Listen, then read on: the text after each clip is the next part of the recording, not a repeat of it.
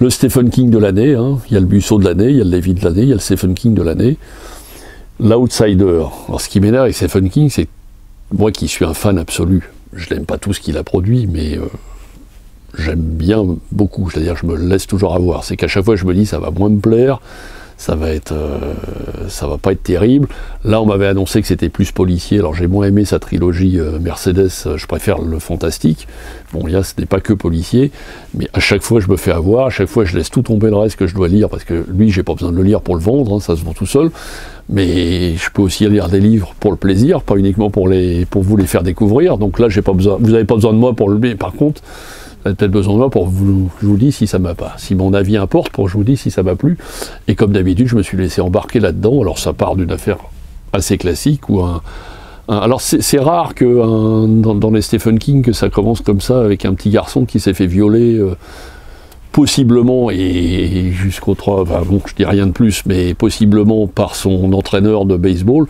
Donc en plus, c'est toute la description, toujours pareil, d'une petite ville américaine. Pour une fois, ça se passe pas du tout dans le Maine et tout ça, mais ça se passe plus dans le sud, dans l'Oklahoma, plus disons dans la partie centrale des États-Unis, une ville imaginaire comme d'habitude.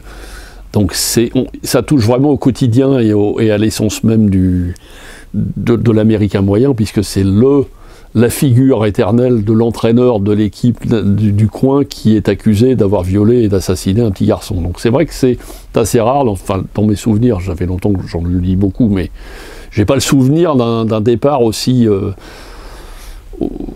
terrible quand même, c'est quand même pas rien. Et là on se laisse embarquer toujours dans une histoire lente de description avec plein de personnages.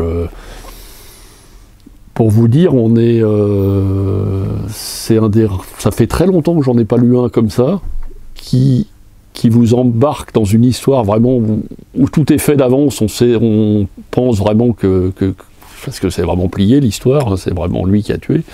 Je ne vous raconte pas tout, mais tout ce que je peux vous dire, c'est que en plus d'être un très bon polar, ça ressemble énormément à mon livre de Stephen King préféré, c'est-à-dire qu'on retrouve l'ambiance d'une petite ville, les descriptions et tout ce qui peut se passer, mais je peux pas trop en raconter parce que ce serait dommage. Ça ressemble énormément à ça.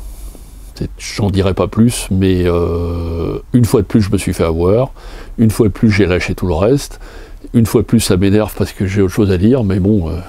faisons-nous plaisir quand même. Un grand Stephen King.